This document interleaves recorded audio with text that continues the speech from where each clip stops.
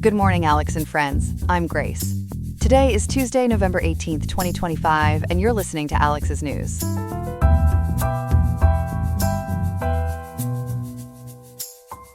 The high in Riverside today is 56.8 degrees, with a low of 49.3, so bundle up if you're heading out. Fall is definitely here. Coming up, we'll examine what UN approval could mean for President Trump's proposed takeover of Gaza and break down why he's filing a lawsuit against California over their bans on masked federal agents. Plus, other top stories, including developments in international trade and local community updates. All this and more coming up on Alex's News. Stay tuned.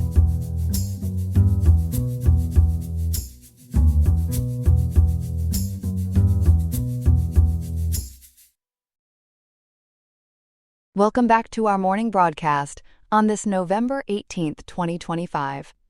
We begin today with a major development in the Middle East that could reshape the future of Gaza. The United Nations Security Council has just approved the Trump administration's comprehensive peace plan, but reactions are all over the map, from cheers in Washington to outcries in Palestinian circles. Joining me now to break this down is our senior international correspondent, Ethan, who has been following the twists and turns of this story closely. Ethan, this is huge, right? Walk us through what happened yesterday at the UN. Absolutely, Grace. It's a seismic shift in Middle East diplomacy, no doubt about it. On November 17th, the Security Council adopted Resolution 2803 of 2025 by a vote of 13-0, with Russia and China choosing to abstain. This formally backs the Trump administration's 20-point peace plan for Gaza, giving it that all-important international stamp of approval. According to extensive reporting from NPR, Al Jazeera, Mondoweiss, The Guardian, The Washington Post, and the official UN documentation on un.org, it's the first real multilateral nod to stabilizing Gaza after 2 brutal years of war. Think of it as Trump playing his ace in the hole for global peace, but with some serious strings attached.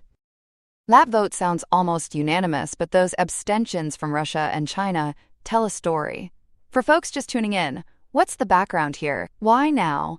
And how did we get to this ceasefire that's holding, at least for the moment? Great question, Grace, and yes, it's worth unpacking for anyone not steeped in the details. The roots go back to October 7th, 2023, when Hamas launched a surprise attack on southern Israel, killing around 1,200 people and taking hostages, as NPR and The Washington Post have detailed in their timelines. Israel responded with a massive offensive that has devastated Gaza, with the Gaza Health Ministry reporting over 69,000 Palestinian deaths, mostly women and children, though those numbers don't separate civilians from fighters. It's left Gaza in ruins, littered with unexploded bombs that are still a deadly hazard, like those tragic incidents NPR covered, where something as innocent as a bucket of lentils turned explosive due to hidden ordnance. A month of relative calm after all that devastation. It's almost like a breather in a storm. But this resolution, Ethan, it sets up some new bodies, right? Tell me about this International Stabilization Force and the Board of Peace. What do they actually do, and why is it such a novel setup? Spot on, Grace, and for the average viewer, these aren't your typical UN peacekeeping outfits. They are more like a custom-built engine for rebuilding Gaza from the ground up. The resolution, whose full text is on the UN's official document system as S/RES/2803 of 2025 on un.org, operates under Chapter 7 of the UN Charter. That's the tough love part of the Charter, allowing, quote, all necessary measures, end quote, which in UN speak means military force if needed, but always in line with international humanitarian law. Trump as chair, that's bold, almost like Hez the peace conductor waving the baton. And the path to statehood, Ethan? Does this resolution finally open the door for a Palestinian state, or is it more promise than delivery? It's a cautiously worded door, Grace, not flung wide open yet. Paragraph 10 of the resolution on un.org talks about a, quote, possible, end quote, independent Palestinian state, after reconstruction and reforms to the Palestinian Authority in the West Bank, saying, quote, conditions may finally be in place for a credible pathway to Palestinian self-determination and statehood, end quote. The U.S. pledges to push for Israel-Palestinian talks toward, quote, peaceful and prosperous coexistence, end quote, per NPR and the Times of Israel. Israeli forces have to withdraw step by step, coordinated by the ISF, the U.S., and other guarantors, but only as demilitarization hits those milestones, which lines up with Israel's security demands but leaves no hard deadline for statehood. The Washington Post, citing U.S. Vice President J.D. Vance and Jared Kushner, mentioned possible divisions in Gaza for reconstruction, starting east of a, quote, yellow line, end quote, in areas Israel still holds. The negotiations leading to this vote must have been intense, with revisions and rival ideas floating around. How did it all come together? And what about those abstentions? Intense is an understatement, Grace, more like a high-stakes poker game with global chips on the table. The U.S. drafted it and spent nearly 2 weeks tweaking it through backroom talks. Russia floated a counter-resolution for full UN oversight without demilitarizing first, but they abstained once Arab nations leaned toward the U.S. version, as NPR and Mondoweiss detailed. Revisions amped up language on a, quote, political horizon, end quote, for Palestinians to win over countries like Algeria, whose UN ambassador Amar Benjama pushed hard, though it falls short of guaranteeing quick statehood, which irked Russia for lacking enough Security Council input, per Al Jazeera and UN.org. China abstained too, citing worries over U.S.-dominated control without transparency, as Middle East Eye reported. The 13-0 vote came from the U.S., UK, France, and the non-permanent members, showing wide support but highlighting those permanent 5 divisions, according to The Guardian. Reactions are pouring in already, and they are as divided as you'd expect. What are we hearing from the key players, starting with the U.S. and Israel? They are mostly toasting it, Grace, but with caveats. President Trump lit up Truth Social, calling it, quote, one of the biggest approvals in the history of the United Nations, end quote. A, quote, moment of true historic proportion, end quote, toward global peace, per NPR and Mondoweiss. U.S. Ambassador Mike Waltz labeled it a, quote, significant step towards a stable Gaza that will prosper, end quote, stressing Israeli security through a Muslim-majority ISF coalition, as UN.org and the Washington Post noted. And on the Palestinian side, Ethan? That's where the real fireworks are, I imagine. Fireworks is right, Grace, more like a powder keg of frustration. The Palestinian Authority in Ramallah gave a cautious welcome, vowing to cooperate on solidifying the ceasefire, getting aid in, and upholding self-determination rights, per CTV News and Al Arabi. But Hamas slammed it via Telegram as an, quote, international guardianship mechanism, end quote, that tramples sovereignty, saying the ISF's disarmament push kills neutrality and props up, quote, occupation, end quote, according to NPR, Mondoweiss, and YaniaSafak.com. A joint statement from Palestinian factions decried it as, quote, a new form of occupation, end quote, that ignores rights, ending the siege, and delivering justice, as Mondoweiss covered. Human rights lawyer Craig Mokhiber, an independent voice, branded it a, quote, day of shame, end quote, and, quote, U.S.-Israel colonial outrage, end quote, rejected by Palestinian civil society for bypassing sovereignty, per Mondoweiss, and his Twitter/X posts. Al-Haq warned it erodes self-determination, as Middle East Eye reported. Internationally, how is the world taking this? And what are the big-picture risks? Mixed bag globally, Grace. UN Secretary-General Antonio Guterres applauded it for locking in the ceasefire and aiming toward a 2-state solution, per UN.org. Algeria's Benjama thanked Trump but insisted, quote, genuine peace requires justice, end quote, as NPR noted. The UK Foreign Secretary called for swift implementation to secure lasting peace, according to bicom.org.uk. Russia's ambassador Vasily Nebenzia backed the Arab support but abstained over statehood shortcomings, per Al Jazeera. Critics in Mondoweiss painted as cementing U.S.-Israeli control, with vague statehood as a distant carrot, no firm 2-state pledge, and potential for dividing Gaza, drawing from The Guardian. Precedents like the U.S.-led multinational force in Iraq under Chapter 7 exist, but none with a politician-chaired board, sparking, quote, colonial fears, end quote, per wikipedia.org and cambridge.org via Gemini. Ethan, you have given us a thorough rundown on this pivotal UN move, packed with details that really bring the complexity to light. Thank you for joining us this morning. My pleasure, Grace. Always happy to unpack these layers.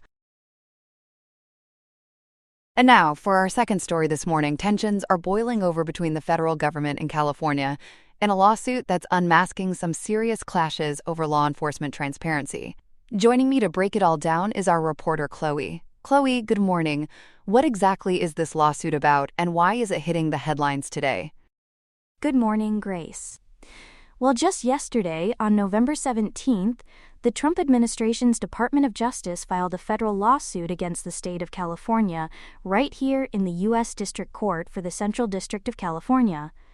It's case number 225-CV-10999, and it's challenging two new state laws that are set to kick in 44 days from now, on January 1st, 2026.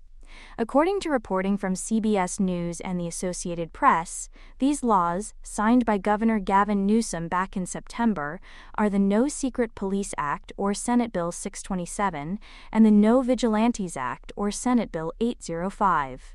The feds say these rules unconstitutionally meddle with their authority, especially on immigration enforcement, and put officers at risk of doxing or worse.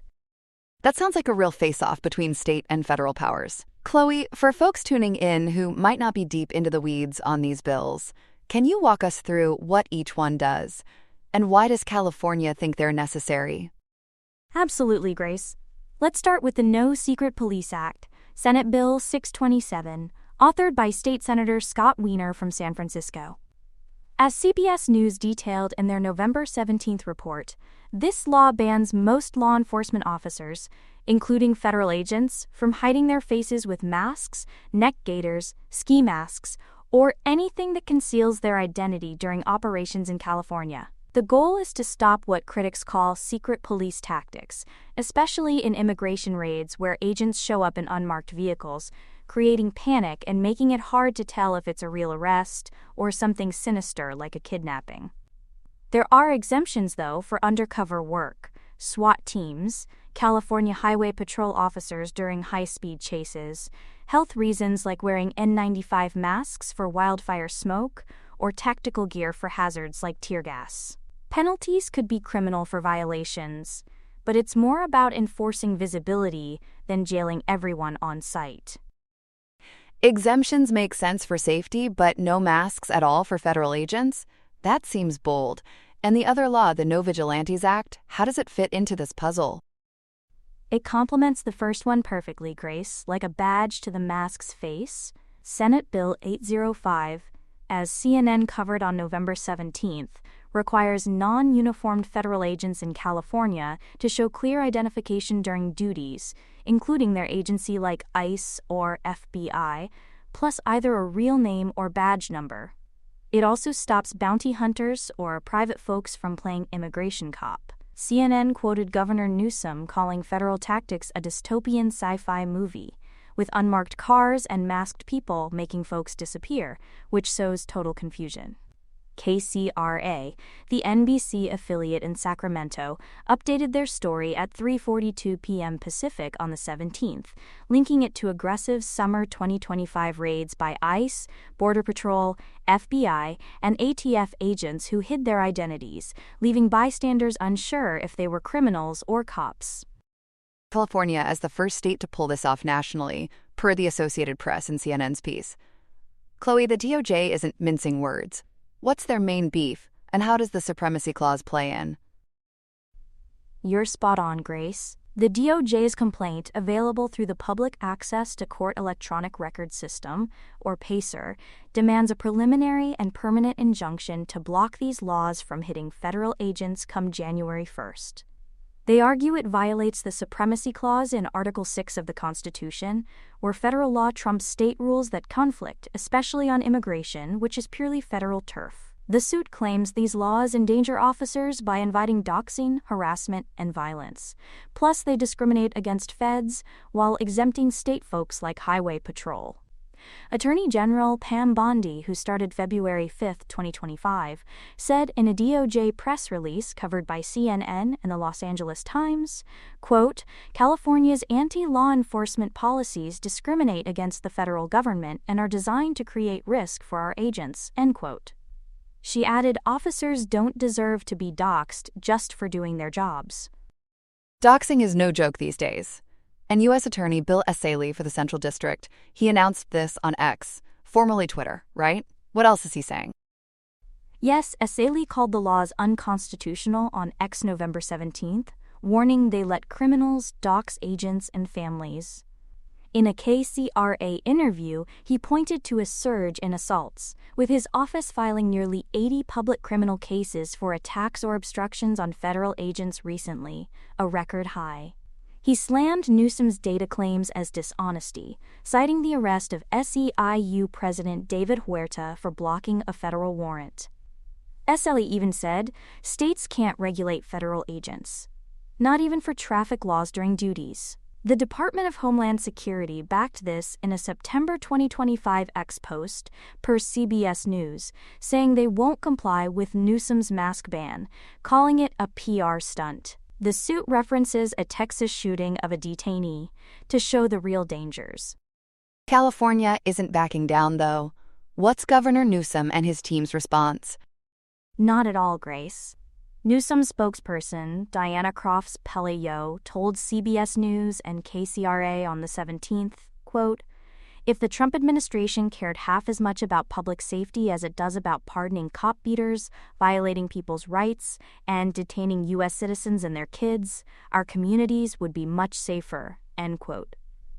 Newsom signed the bill September 20, 2025, and at a September press conference via CNN, he said, quote, immigrants have rights, and we have the right to stand up and push back, end quote.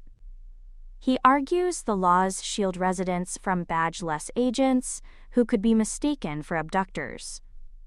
Attorney General Rob Bonta told KCRA and the San Francisco Standard they're reviewing the complaint and defending vigorously, saying obscured identities lead to copycat crimes and erode trust, tying it to an FBI warning on ICE practices.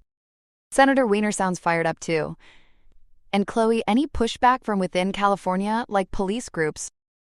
Weiner, in a November 17th statement reported by KCRA and the Los Angeles Times, called the lawsuit proof of Trump's unchecked power to kidnap and intimidate, saying it's prioritized over cost of living or Epstein files.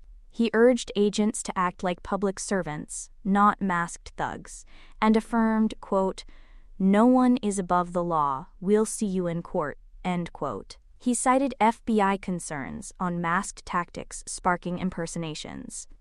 But critics like the California Association of Highway Patrolmen and Peace Officers Research Association of California oppose it, per the San Francisco Standard and PORAC statements, arguing it limits protective gear like face shields in risky spots, compromising all officers' safety. This isn't starting from scratch. There's history here on masking. What do experts say about federal policies? Right, Grace, no explicit federal rule mandates masks for routine immigration arrests, but DHS guidelines say officers must identify themselves as soon as it's practical and safe, according to Mother Jones and American Progress.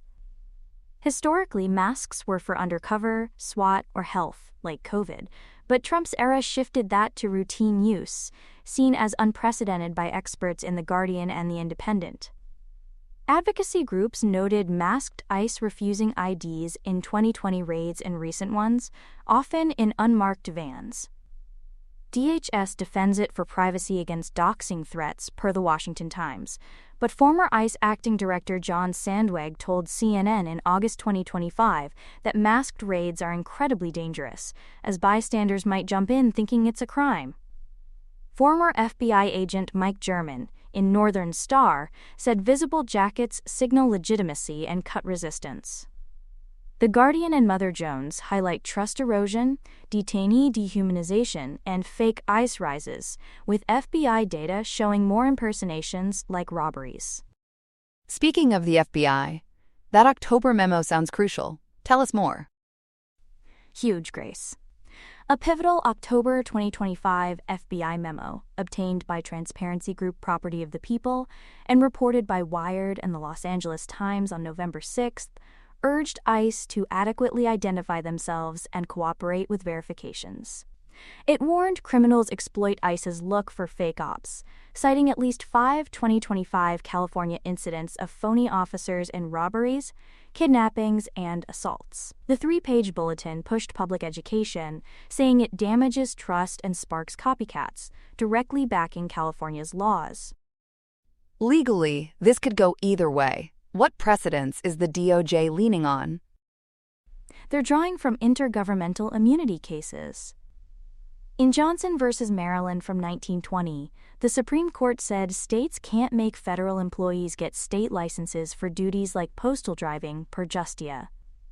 United States v. Washington in 2022 struck a discriminatory state workers' comp law on feds via SCOTUS blog. Arizona v. United States in 2012 preempted state immigration laws grabbing federal power from Cornell law. But California might counter with North Dakota versus United States in 1990, allowing non-discriminatory state rules if they don't impede feds per fine law. Or Goodyear Atomic Corp. Versus Miller in 1988, okaying state safety rules with waivers via Chan Robles. Bloomberg Law and Courthouse News predict a quick hearing outcome depending on if it's seen as preempted or just public safety. A broader picture, this ties into Trump's immigration push, like those Charlotte raids 3 days ago on November 15th per CNN. How high are the stakes? Sky high, Grace. It's part of Trump's crackdown, sparking fear and business shutdowns in Sanctuary, California. Newsom's spent millions on past suits, some reversed by the Supreme Court. The Highway Patrolmen's Association warns risks to all cops via CBS News. As of today, November 18th, no court replies yet, but expect long litigation. Time: the Sacramento Bee and KESQ stress. It's federal supremacy versus state transparency in tough enforcement times. Resolution could change agent ops nationwide, balancing safety and accountability. It's like unmasking the real power play in American policing. Chloe, you've really peeled back the layers on this one. Thanks for the insightful rundown. My pleasure, Grace. Sources: CBS News, CNN, KCRA, Los Angeles Times, San Francisco Standard, Associated Press, Law 360, Courthouse News Service, Mother Jones, American Progress, The Guardian, Independent, Washington Times, Northern Star, Wired, Time, Sacramento Bee, KESQ, Justia, SCOTUS blog, Cornell Law.